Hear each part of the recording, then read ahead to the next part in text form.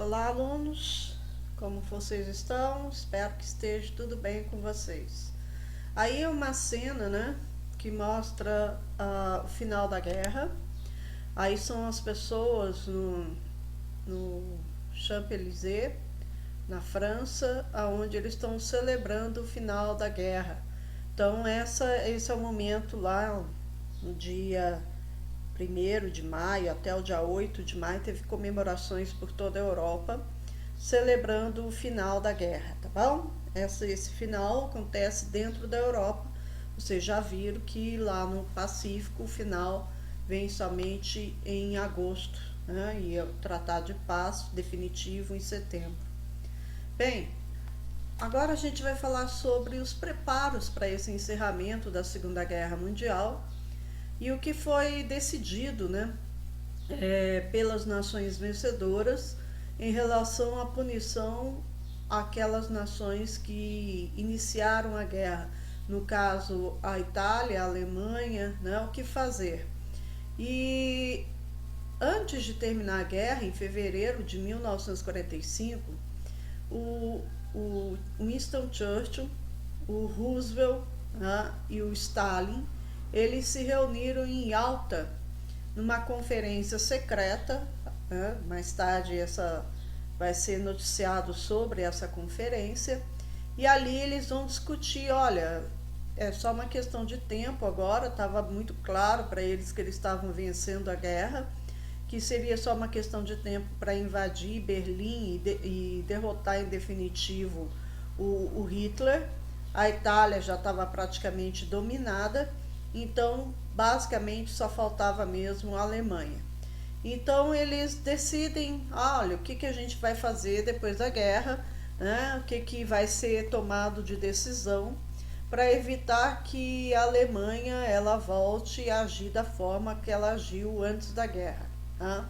Então eles vão substituir a Liga das Nações, a primeira medida que eles vão chegar a uma conclusão aí, vai substituir a Liga das Nações e vai ser fundado a ONU, com sede na cidade de São Francisco, nos Estados Unidos, tá?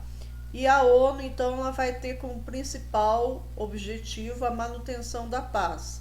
Vão ser criados vários organismos que estão dentro, não, são geridos pela ONU, Unesco, Unicef, tem também relacionado ao financeiro. Então a ONU ela vai também a questão da saúde, né, que a gente está vendo agora aí a atuação desastrosa deles, né, da OMS. Então vai ter como princípio básico a manutenção da paz, mas eles vão também atuar, um órgão que vai atuar em vários setores, né? Vai atuar na questão de análise de desenvolvimento das nações, vai atuar na questão do combate à fome, do combate à exploração do trabalho infantil, vai atuar também na relação da cultura, né, do desenvolvimento e levar a cultura para todos os povos, né, distribuir isso tudo para o mundo todo. E também a questão da educação, da saúde, né? Então eles vão estar atuando em todos esses setores, mas tem também o setor da ONU que é o militar, né? Então a ONU tem um exército, ela tem forças militares à sua disposição e pode atuar invadindo uma nação, por exemplo, mas geralmente como força de paz, né? Que é levada para atuar contrário a um regime ditatorial. Mas, tá, infelizmente, na atualidade, nem sempre a gente tem visto isso. Mas a ONU foi criada, então, no ano de 1945, tá? Ela tem várias outras sedes, né? Que é do Banco Mundial, que é da OMS, mas a sede principal, né, fica na cidade de São Francisco, nos Estados Unidos. Também eles chegaram a uma conclusão, o que fazer com a Alemanha? E eles chegaram à conclusão que a Alemanha deveria ser dividida, tá, em 4 zonas de influência. Eles falaram sobre a Alemanha e a Áustria. Porém, gente, a Áustria ela não vai passar por essa divisão, tá? Somente a Alemanha. Isso aí foi a primeira discussão deles. Eles vão ter uma outra que vai ser na cidade de Potsdam e aonde eles vão bater o martelo, ou seja, eles vão decidir em definitivo, tá? Que foi só uma discussão. Então a discussão era dividir a Alemanha e a Áustria em 4 zonas de influência, que depois vou estar explicando isso melhor para vocês. A promessa soviética, né? Eles pressionaram o Stalin para que depois da guerra ele permitisse nas áreas de controle soviético, ou seja, no leste europeu, ali fosse permitido aos povos daquela região eleições diretas, né? Ou eleições livres, para que eles pudessem escolher o seu próprio governante e o seu próprio regime, ok? A União Soviética também prometeu declarar guerra ao Japão depois da rendição da Alemanha. Isso foi efetivado pelo Stalin. Assim que a Alemanha ela é derrotada e assina o acordo de paz, a União Soviética declara guerra ao Japão e chega a enviar tropas para a Coreia.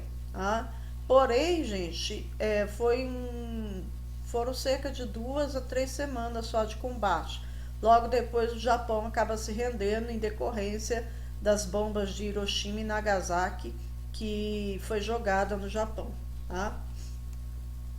Aí são as 3 figuras, né, internacionais, podemos dizer assim, os 3 principais líderes da época, que aqui no canto nós só pegar o laser para vocês. Aqui no canto nós temos o Winston Churchill, que depois dessa conferência de Yalta, ele acaba sendo afastado, né? E assume um outro primeiro-ministro, que vai ser o Chamberlain, se eu não me engano. E aqui nós temos o Roosevelt, que também não dura muito tempo, ele já estava bem doente aí na conferência de Yalta, a saúde dele vinha se debilitando rapidamente, quando acho que foi em março ou abril, ele veio a falecer. Tá? Daí assume no lugar dele o Harry Truman. E aqui o Stalin, né, que permaneceu depois da guerra, ele vai falecer somente em 53. A Conferência de Potsdam. A Conferência de Potsdam ela foi meio que para comprovar ou, né, efetivar o que tinha sido discutido lá em Yalta. Ela acontece em julho até agosto, né, por volta de 17 de julho até começo de agosto, eles discutem as punições aí à Alemanha. Então, na conferência de Potsdam, eles chegaram à conclusão, eles quem? Os líderes da Inglaterra, dos Estados Unidos e da União Soviética. Eles chegaram à seguinte conclusão, tá? Que a Alemanha deveria passar pela desmilitarização e desarmamento, ou seja, o exército alemão seria reduzido, tá? Bastante reduzido, e também sofreria um desarmamento. O que significa isso? As armas da Alemanha seriam confiscadas, tá? Todas? Não. Uma parte ficaria para proteção, mas a maior parte delas seria confiscada. Concessão de territórios para a Polônia e a União Soviética. Alguns territórios que a Alemanha tomou, né, nas invasões de Hitler, vão ser concedidos parte para a Polônia, aquilo que eles tinham tomado, né, e alguns territórios foram concedidos também para a União Soviética. Esses territórios para a União Soviética foram concedidos na região do leste europeu. A realização do Tribunal de Nuremberg e a criminalização do nazismo. O nazismo passou a ser crime, né? Inclusive com julgamentos na justiça e tudo mais, dentro da Alemanha. Então o nazismo passou a ser proibido e passou a ser, além de proibido, ser considerado um crime. E isso não aconteceu só na Alemanha, tá, gente? Depois as outras nações da Europa também foram adotando esse sistema de criminalizar o nazismo, que foi considerado altamente uma ideologia perniciosa e muito perigosa, né? E a realização do Tribunal de Nuremberg foi um tribunal criado para punir aqueles líderes do nazismo que foram capturados vivos e que estavam sendo acusados de crime contra a humanidade. Esse tribunal ele durou cerca de um ano, né, e vai chegar ao fim, né, vai passar várias provas vão ser apresentadas no tribunal com relação a todos os responsáveis. Se eu não me engano, parece que eram 22 ou 23 réus, tá? E desses, uma turma pegou pena máxima, que é a pena de morte, e outra teve, acho que 2 ou 3 que foram anistiados, ou seja, né, foram considerados inocentes ou perdoados, né? E outros que pegaram penas mais leves, né, com alguns anos de prisão. Entre esses que estavam aí sendo julgados, estava, se eu não me engano, o Goering, tá? Ele vai ser julgado e vai pegar a pena máxima. A pena máxima era a forca. E antes dele, ele quis que fosse dado a ele, né, uma injeção letal. Só que o tribunal recusou e disse que ele seria enforcado. Só que antes dele ir para a forca, um dia antes, ele se mata na cela dele, tá bom? A Alemanha ela teria de pagar indenizações às nações mais atingidas pela guerra. Essas indenizações elas seriam bem mais brandas do que foi na Primeira Guerra Mundial, exatamente para que não ocorresse o que aconteceu no pós-Primeira Guerra com a Alemanha, tá? E a Alemanha, em definitivo, né, pelo Potsdam, foi dividida em zonas de influência, 4 zonas. Também a cidade de Berlim, que era a capital. Então ficou dessa forma aqui no mapa para vocês poderem entender. Aí é o Tribunal de Nuremberg, tá? Esses caras que estão sentados aqui são os réus e aqui são os advogados, né? E eles estão com o foninho de ouvido para poder entender o que está sendo dito, tá bom? E várias cenas foram mostradas, né, de campos de concentração, foram mostradas no Tribunal de Nuremberg, causando horror a todos, né, que assistiam, porque até então, gente, essas cenas não tinham sido mostradas para o público. É no Tribunal de Nuremberg que essas cenas vão ser mostradas, tá? E esses caras aí são cínicos em último grau, né? Muitos deles julgavam inocência e outros ficavam com um sorrisinho na cara. Continuando aí. Então aqui é o mapa mostrando para vocês as zonas de influência, tá? Então aqui nós temos a Alemanha, tá? E aqui nós temos a capital, que é Berlim. Olha só, Berlim está na zona de influência soviética. Então aqui, ó, essa parte da Alemanha Oriental que foi entregue para a União Soviética. E a parte ocidental foi dividida em 3 partes, para os britânicos, para os franceses e para os americanos. Porém, gente, no decorrer dos anos, né, pouco tempo depois, a Inglaterra e a França ela foi fortemente abalada pela guerra, né? Ela teve seu território muito bombardeado, muito destruído. Então eles não tinham recursos para ficar mantendo suas tropas aí, controlando essa zona de influência. Então eles delegam para os Estados Unidos essa obrigação, tá? Esse gerenciamento. Então os Estados Unidos que acaba fazendo, vamos dizer assim, o controle das 3 zonas aqui.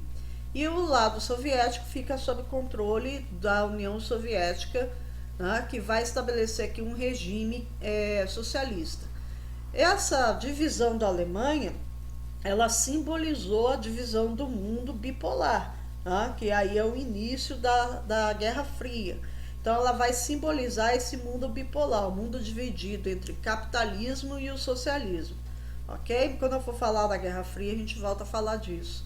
E aqui é a Berlim, tá? A capital, que está totalmente no território soviético, ela também vai sofrer uma divisão.